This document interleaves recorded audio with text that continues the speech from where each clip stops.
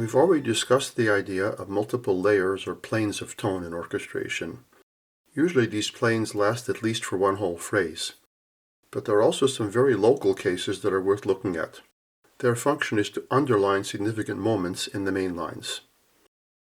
These special cases fall into four categories. The first kind I call touches of color. Here, an important musical moment is enhanced by a subtle addition or a change of color that serves to make it more special. Here's an example from the second movement of Ravel's Valse noble et sentimentale.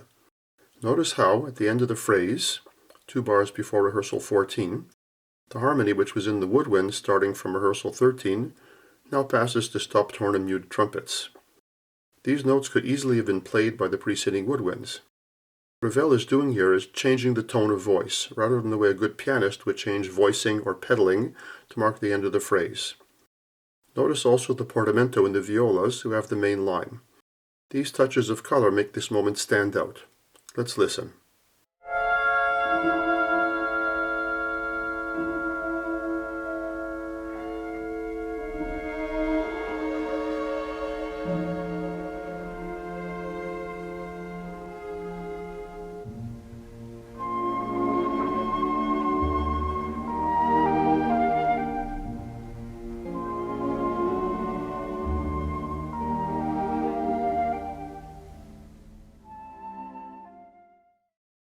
Another kind of momentary change in orchestration acts as a trigger for other events. Here's an example from the first movement of the Brahms double concerto. We're in mid-phrase here. The music has been speeding up for several bars before. Now, when Brahms introduces 16th notes to the texture, he adds sustained woodwinds and sets them off with the pizzicato octaves in the celli and basses. This adds energy, moving the overall acceleration to a new level. We have the sense that the pizzicato causes or triggers the new 16th note momentum. Listen.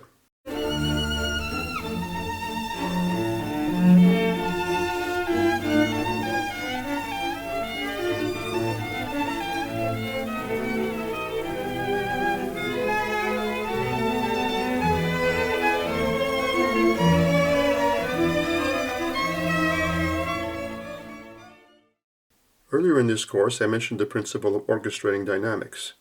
This leads us to our third kind of special moment, an orchestral accent. Here's an example from Debussy's Jeu. At rehearsal 2, Debussy could just have continued the rising pizzicato in the strings. But by putting the chord in the upper woodwind, he makes it stand out more, in effect creating an accent at the top of the phrase. Let's listen.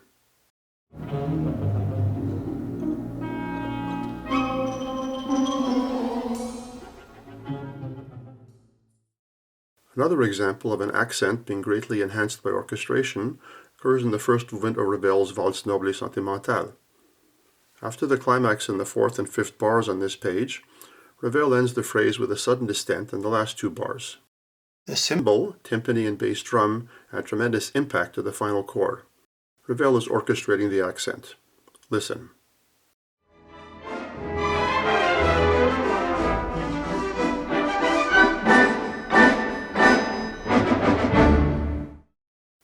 The last kind of special moment is the most common, a climax. The idea here is that a composer should always save something for the climax to make it stand out from the surrounding music. Here's a well-known example. In the first movement of Beethoven's Ninth Symphony, at the end of measure 16, the opening crescendo reaches its climax. Beethoven adds timpani and trumpets to create a huge accent. The movement starts mysteriously, almost inaudibly, and in just 16 bars leads up to a thunderous tutti. The addition of the trumpets and the timpani make this moment wonderfully dramatic. All his life, Beethoven explored the expressive possibilities of musical dynamics in ways that nobody had ever tried before. This idea, beginning a major work by moving from silence to a powerful peak in such a short time, is typical of his expressive explorations. Let's listen.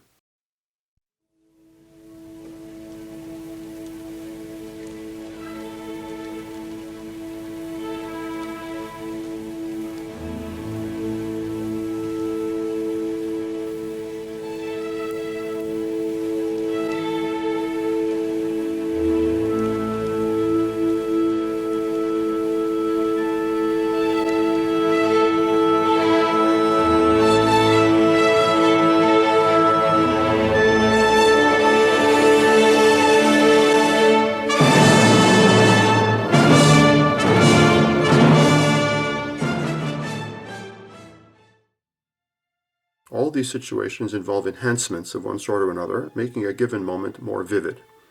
This is a real test of the composer's craft, since it takes extra time and effort, but the results are worth it.